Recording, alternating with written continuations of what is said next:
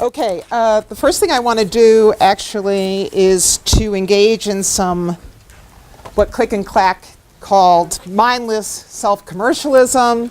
And I want to just put a little plug in for this book I just published. And the reason I want to is because I actually didn't write this book. This is a collection of memoirs that I found when I was doing a book on GIs in Normandy called What Soldiers Do.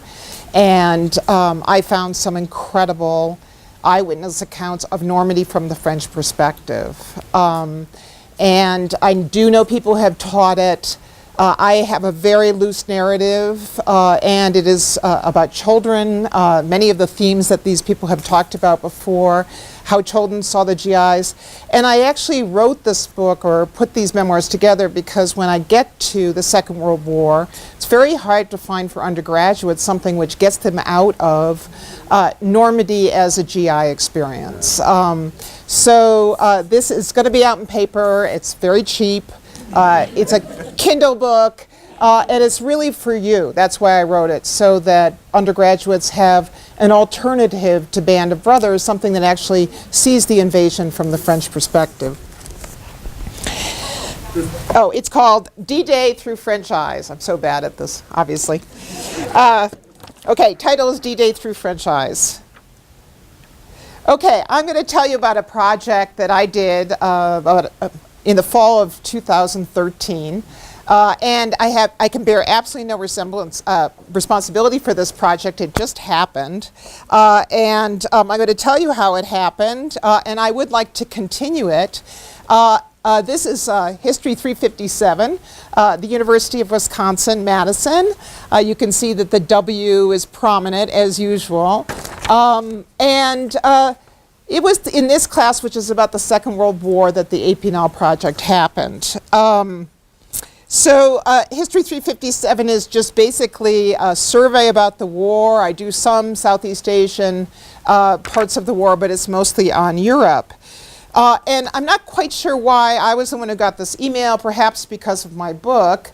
But I received this email from a Monsieur Joël Huot, who lives in Epinal.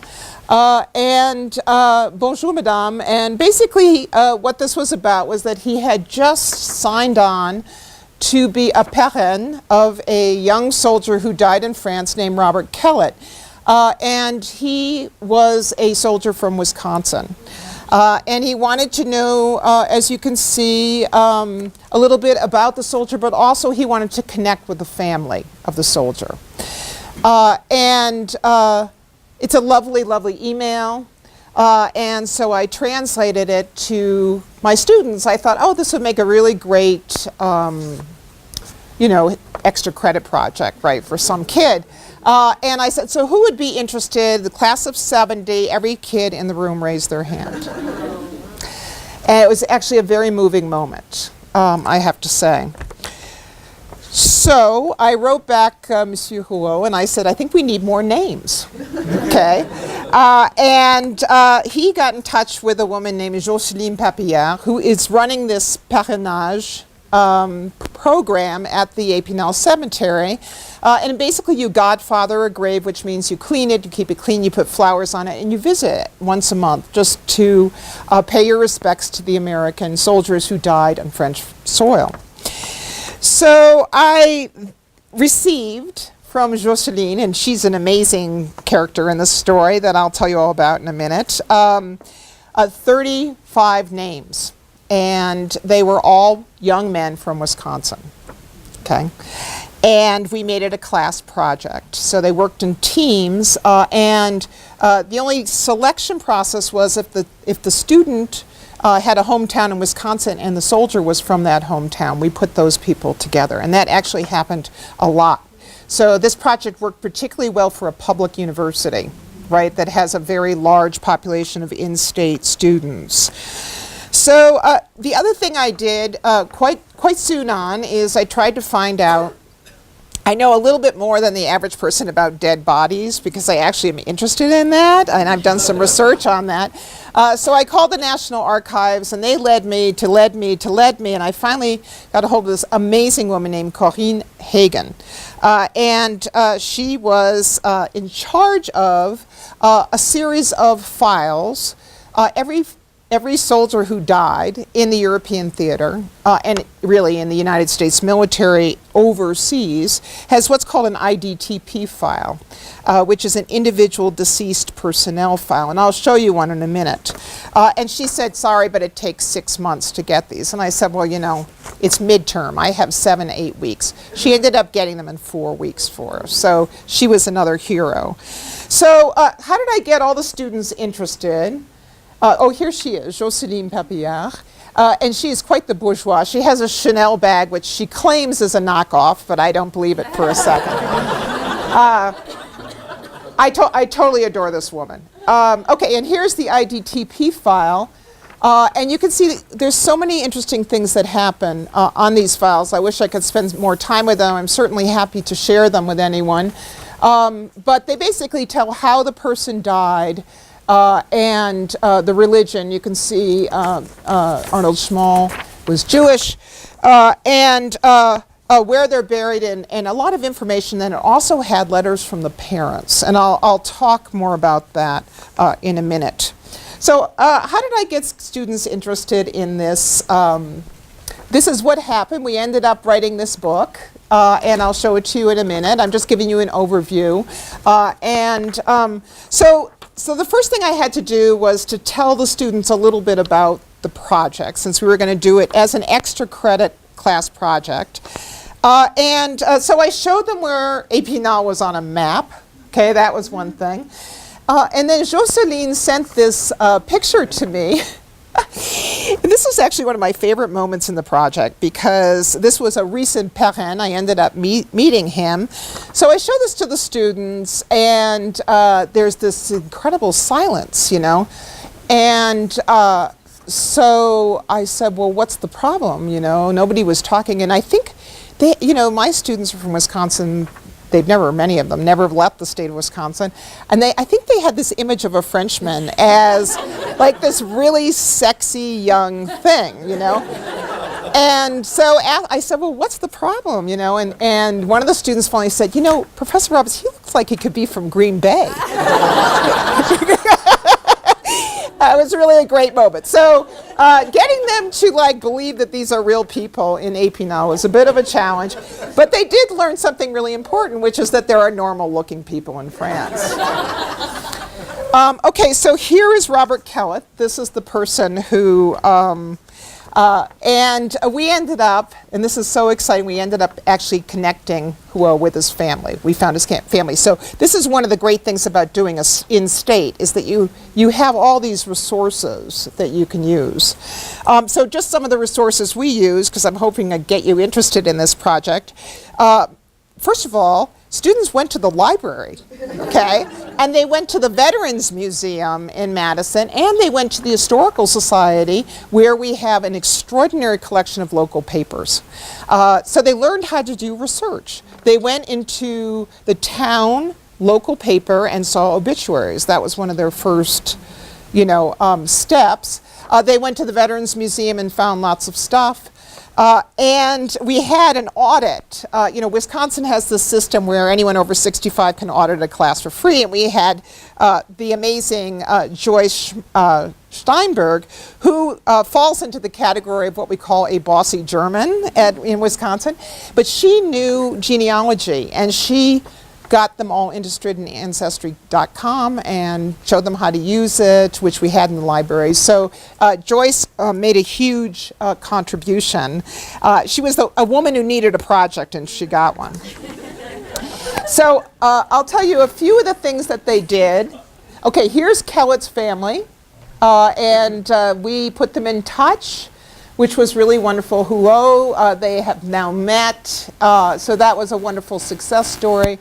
But some of the things, okay, first of all, the students are so way ahead of us in terms of web research, that they thought of things that I never would have thought of. They found so many interesting things about these people, but I really loved this. This was another name we'd gotten, and it was Milwaukee. He was from Milwaukee, and a kid from Milwaukee on Thanksgiving break went and photographed his home where he had been.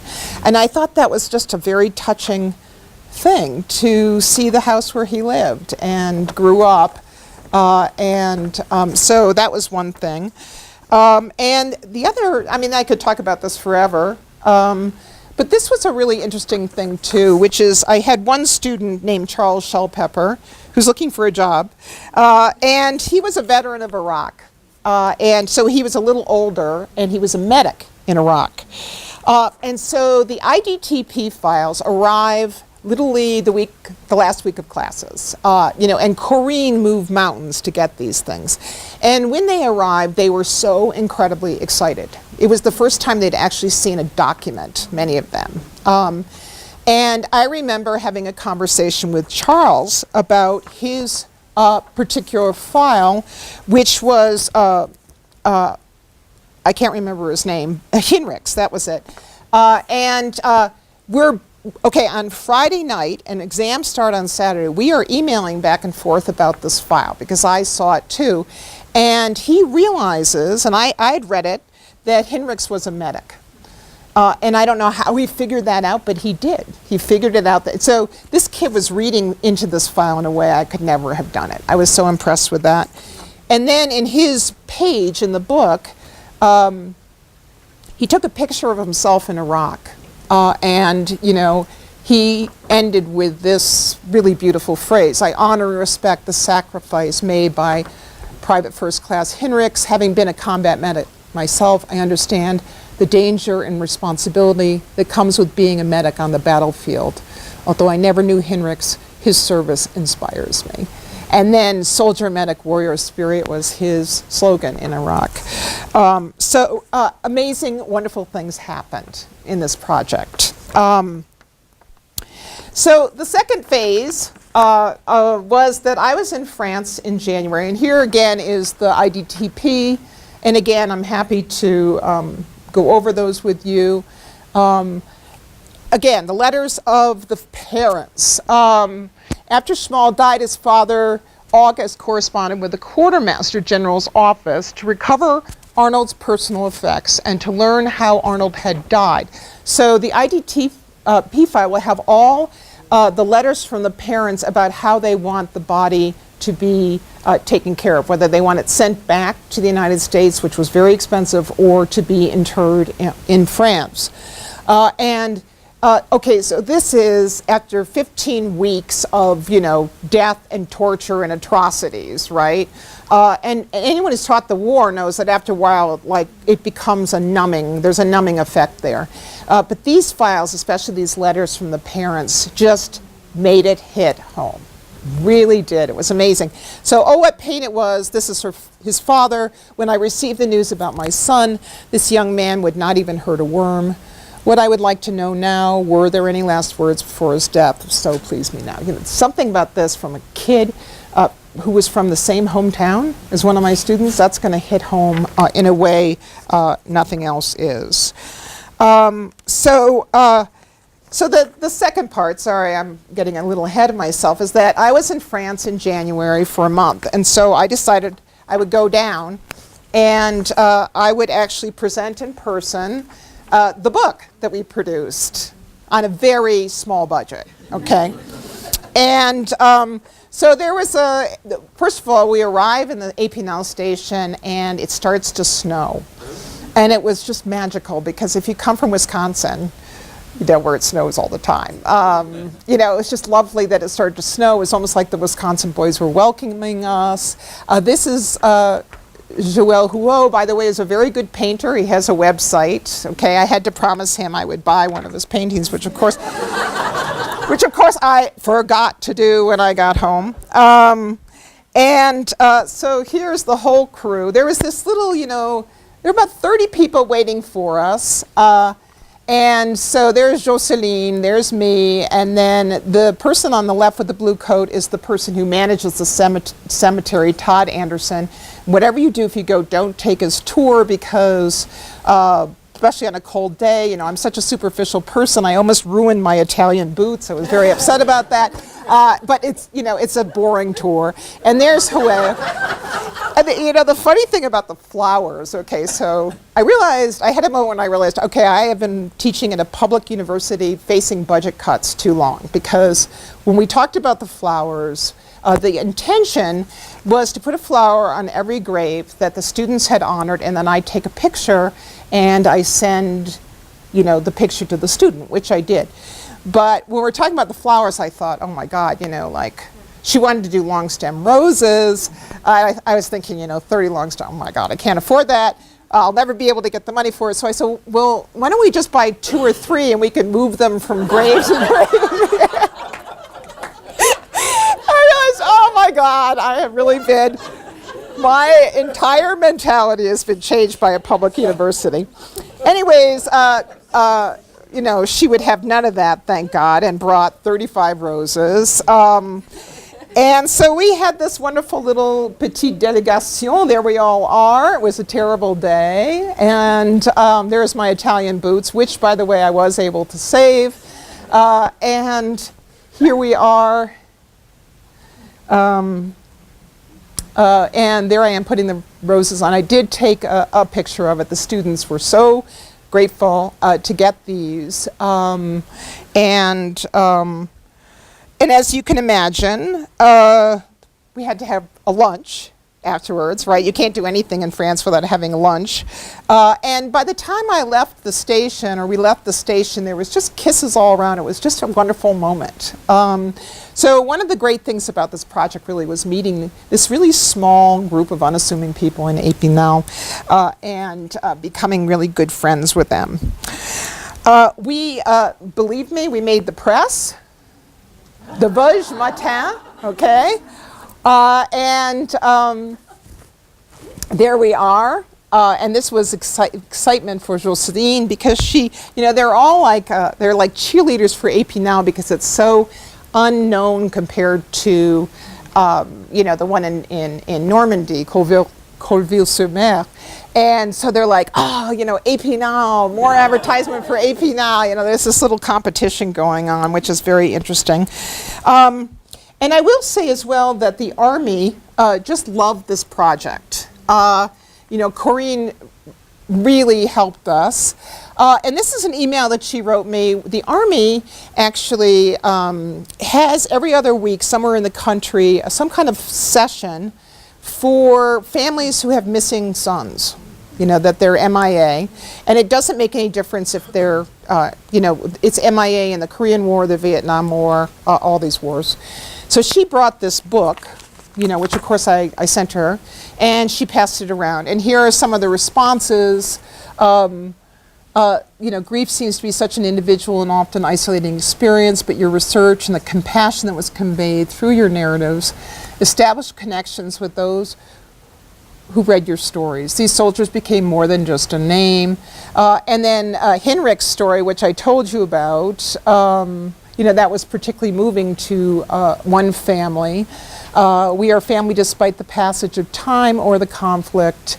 And you touched many lives, and I truly applaud your effort. So this was an amazing feel-good project, okay? It really was in many ways. Again, I never planned it. And I have to also say that my dean and my chair have gotten so much mileage out of this, okay? Unbelievable. Anytime they have to get up in front of the alumni or the donors or the board of trustees, you know, Epinal gets trotted out. So this means, of course, that next year I'm going to go in for a bigger budget. And one of the things I thought would be really cool to do, I would do 2 things again. Obviously, I would get in touch with Corinne earlier, but the other thing I would do is I would do much more about that part of the Battle of France, you know, in the Vosges, because I wanted to give them more context for the deaths of these men, you know, and as it was very fly-by-night. But the other thing I really want to do is I want to pick 2 students who do an outstanding job. the team, and there were, some students blow it off and some don't, and make them go give the book in Epinal, because I think that would be, and Jocelyn loves young American men. I'm not quite sure what happened during the war, okay, but she, and so I know that if I said I was not sending myself, but I was sending 2 young 20-something men, she would be ecstatic, okay. So that's the project, and if you are interested, I don't feel comfortable giving out the names of these people, just, their emails, but you can either come and give me your email address afterwards, or just email me at the University of Wisconsin, and we can start a conversation about this project, because I think it does have a future, and again, particularly if you're at a public university, it's really an amazing experience for the kids. Thank you.